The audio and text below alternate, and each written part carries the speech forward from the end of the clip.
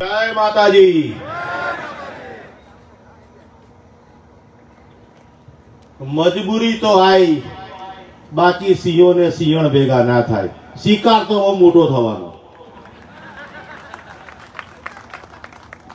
ભૂતકાળની ભાઈ જંગલમાં સૌથી મોટું પ્રાણી, મજબૂત પ્રાણી હાથી કહેતા હતા, પણ 8-10 સિંહ ભેગા થાય ને તો હાથીનો બી શિકાર કરી લેતા હતા।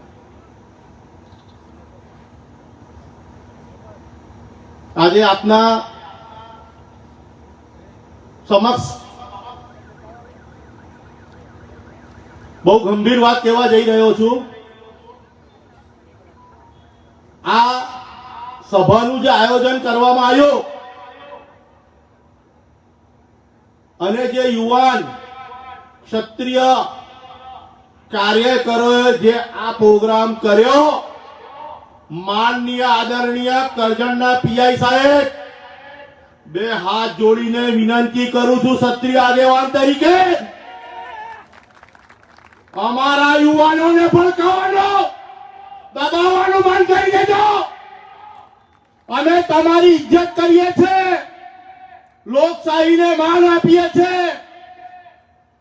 છોકરાઓને એકલા એકલા બોલાવીને ધમકાવવાનું બંધ કરી દેજો।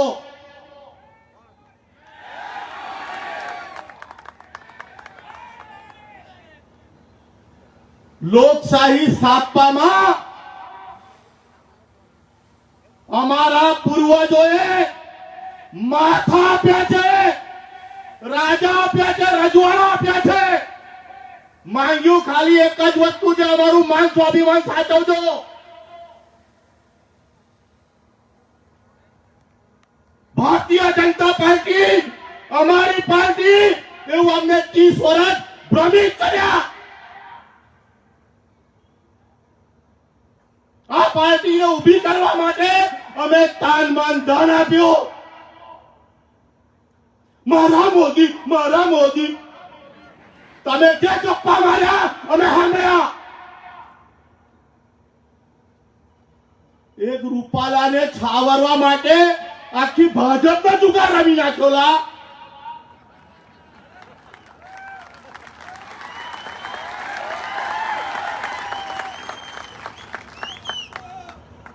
તમે અમને ને આચવી શક્યા। રૂપાલા એટલો દેખાવડો, મારા સમાજને કદ ઉભો કરી નાખ્યો।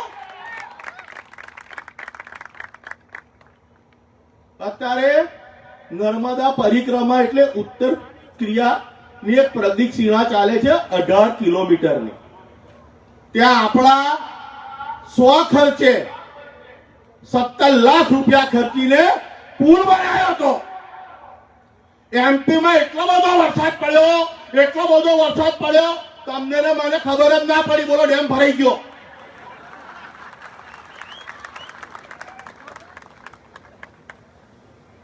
પછી કે છે ટર્બાઇન ચાલુ કરવું પડે, નહીં તો લાઈટો જતી રહે। અલ્લા, એવું કેમ નહીં કેતા? પરિક્રમા કરવા નીકળ્યા ને તો ગોમે ગોમ બોળ વાંચ્યા બધાએ। અમારું તો મફતમાં માર્કેટિંગ થઈ ગયું। એ તમારા પેટમાં દુખ્યો।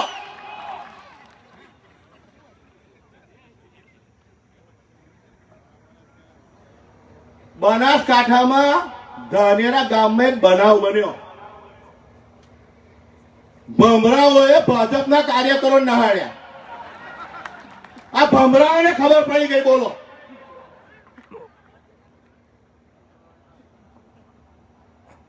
જ્યારે વાત માન સ્વાભિમાન માટે લડાઈની આવતી હોય ને, ઇતિહાસમાં પહેલી વાર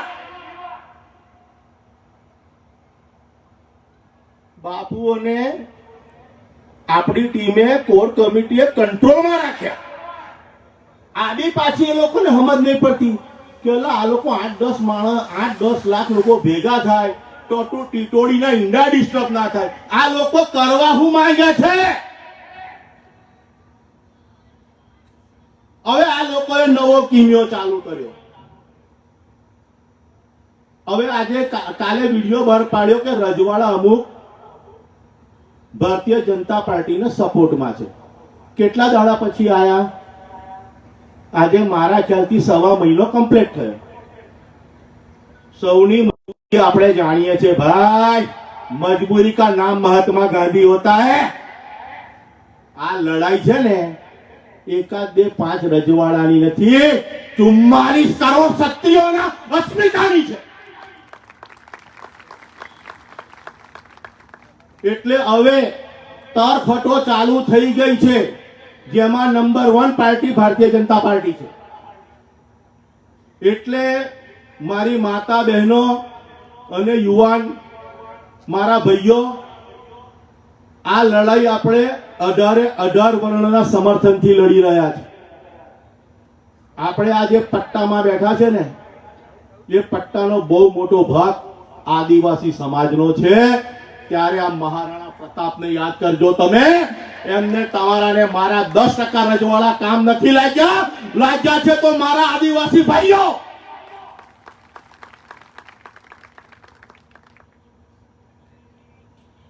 આદિવાસી ભાઈઓ સાથે જે અન્યાય થઈ રહ્યો છે, કાગળ ઉપર હમણાં માનનીય આદરણીય આપણા જે લડી રહ્યા છે અહીંના સાંસદ, એમણે ગંભીર આરોપ મૂક્યો, કેવડિયા કોલોની પાસે જગ્યા કોણે કોણે ખરીદીના નામ આલ્યા।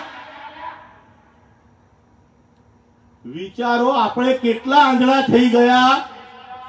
હિન્દુત્વના નામ પર આ લોકોએ કરોડો અબજોની પ્રોપર્ટી બનાવી। વિકાસ કોનો થયો? હવે મને ખબર પડી, મને કોરોનાનું યાદ આવ્યું। ખબર છે, રામદેવ ઇન્જેક્શન 11,000, 15,000, 20,000 માં મળતા હતા, યાદ છે કે નહીં? અને કોણ હાલતા હતા? આજ ભાજપૂતો। ભાઈ કમાવા મળે પછી સમાજ કઈથી હારો લાગે? તો એવા જે વિડીયો બહાર પડે કે આ ફલાણા ભાઈ જોડાયા, તો ભાઈ આ સિંહોનું સંગઠન છે, ઘેટા બકરાનું નહીં। હંમેશા છે ને બકરો મેં બોલે એટલે બકરાની બલી ચડે, સિંહ હમ બોલે સિંહની બલી ના હોય। આ મગજમાં લખી લેજો। અમારે ત્યાં ભારતીય જનતા પાર્ટી સમરસતાની વાત કરે। શું વાત કરે? તમે બાપુઓ તો દેશની સર્વવર્ણ સાથે રહેવાનું છે અને તમે સમરસતા નથી સાચવી શકતા। હમણાં જ પરમ દાડે એક ભાઈની જબાન લપસી માંજલપુરમાં કે અહીં ગાડી આપણે એક બી વૈષ્ણવ કોર્પોરેટર નથી। અલ્લા, અમે કયા દાડે કીધું આટલી વસ્તી હોવા છતાં તમે અમને 5 કોર્પોરેટર પણ નથી આપ્યા અને અમને શીખવાડો છો સમરસતા? માટે આપણે કોઈ દિવસ મેં શબ્દ નથી વાપર્યો, અમે જ વાપર્યો છે। આપણે હંમેશા આપતા આવ્યા છે, માંગવાની આદત આપણને નથી। હવે ફક્ત બચાવવા માટે લડી રહ્યા છે, માંગવા માટે નહીં, એ પણ અસ્મિતા। જે 5-10% હજુ જાગ્યા નથી, જાગી જાઓ।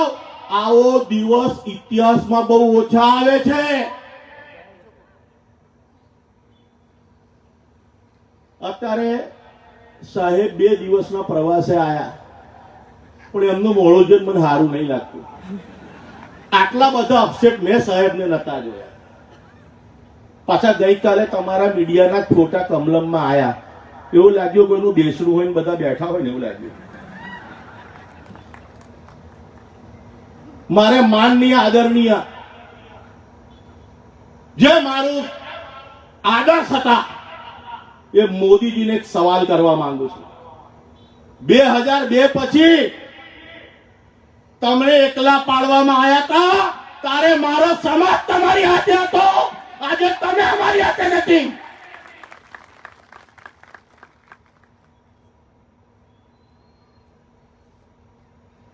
સાહેબ, એક વસ્તુ હવે યાદ રાખજો, ટોપી અને પાઘડીનું અપમાન ભૂલતા નહીં। જે આપણા ટોપડી ને પાઘડી ઉછાળવામાં આવ્યા છે ને, એનો હિસાબ 7 તારીખે કરજો। અહીં ગાડી ફક્ત એક જ વાત કહેવા આવ્યા છે, કોઈ પાર્ટીની તરફેણ કરવા નથી આયા, એક જ પાર્ટીનો વિરોધ કરવા આવ્યા છે, એ છે ભારતીય જનતા પાર્ટી. સ્વચ્છતા અભિયાન સાચવજો, બટન ચોખ્ખું રાખજો.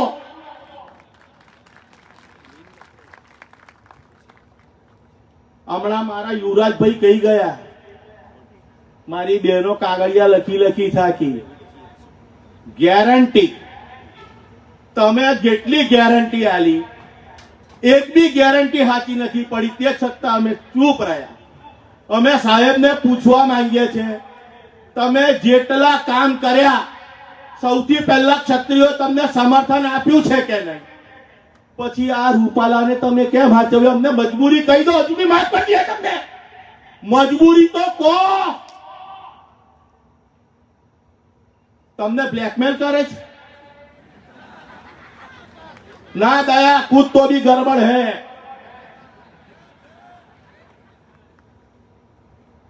વધારે નહીં કહેતા, ઘણા બધા મહાનુભાવોને સાંભળવાના છે, પણ હું આપણી પાસે ગણીને એમ જોવા જાય ને ભાઈ તો હવે ખાલી 4 દિવસ રહ્યા. કેટલા રહ્યા?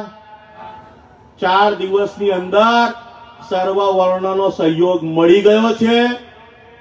હમણાં પ્રતિજ્ઞા તમને લેવડાવશે, પણ એના પહેલા રાજકારણ આપણા લોહીમાં છે.